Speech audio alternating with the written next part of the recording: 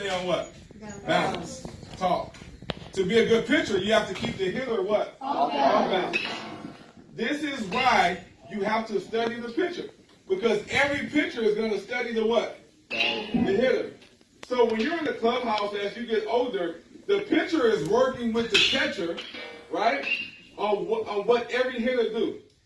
Right? So when the game starts, the pitcher is what? Prepared, and him and the catcher on the same what? Page. Now, as a hitter, your job is to study what? The pitcher. So everything works hand in hand. That's why you have to be prepared to play the game mentally, right? Because it's a game of adjustments, right? But what kind of adjustments do we need to make? The mental adjustments. Because in order for your body to make the adjustment, first it has to register through your what? Mind. Your mind. So when I make the mental adjustment, it leads to the what? Physical adjustment. That's why I have to make adjustments pitch by pitch. I have to make adjustments inning by inning, batter by batter. Because the game moves fast, and if you're not thinking the game, you're not making the adjustments, it's going to be difficult. So understand, as a good pitcher, you want to keep the hitter off what? Balance. So if I throw 3 or 4 fastballs in a row, what is that hitter doing? He's staying on what?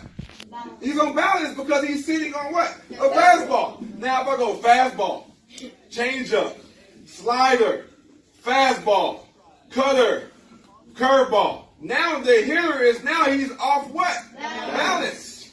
So that's why you have to mix things up. We can't get in the routine of throwing the same pitch over and over and over again. Right? So we have first base open. What does that mean right now? First base open. What is pitch that? Around. Pitch around it. But what does first base open mean? Runner at second base. Right? Now, do I want to give that batter something good to hit? No. When I have less than 2 outs, as a pitcher, if I have a runner on second base, do I want to give this guy something he can drive to the fence? No. Because if I walk him, does it hurt me? No. Because now I have the double play in what? In order.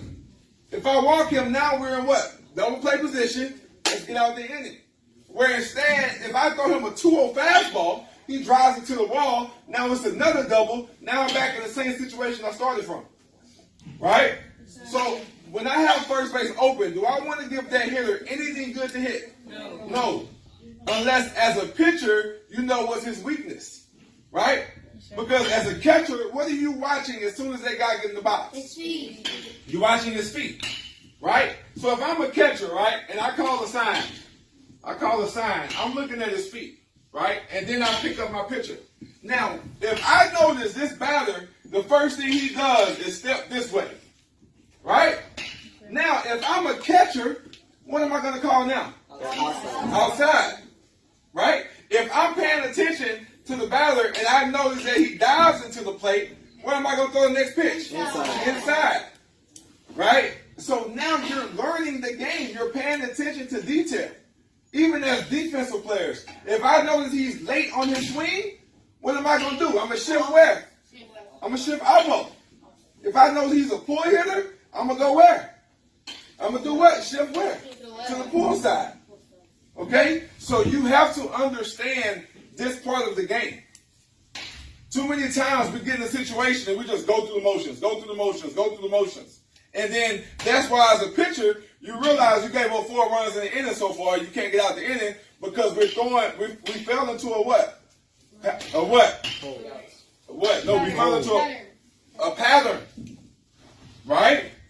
So you do not want to fall in a what? Pattern as a what? Pitcher. Okay? Because if I fall into a pattern as a hitter, it's easy to hit. If I know what's coming every time it's a 1-0 pitch, I'm going to dig in because I'm sitting on it.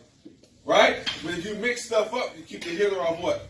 Balance. So once again, what makes a good hitter? Staying on what? Balance. What makes a good pitcher? Keeping the batter off balance. So that's why it's a competition between the pitcher and the hitter.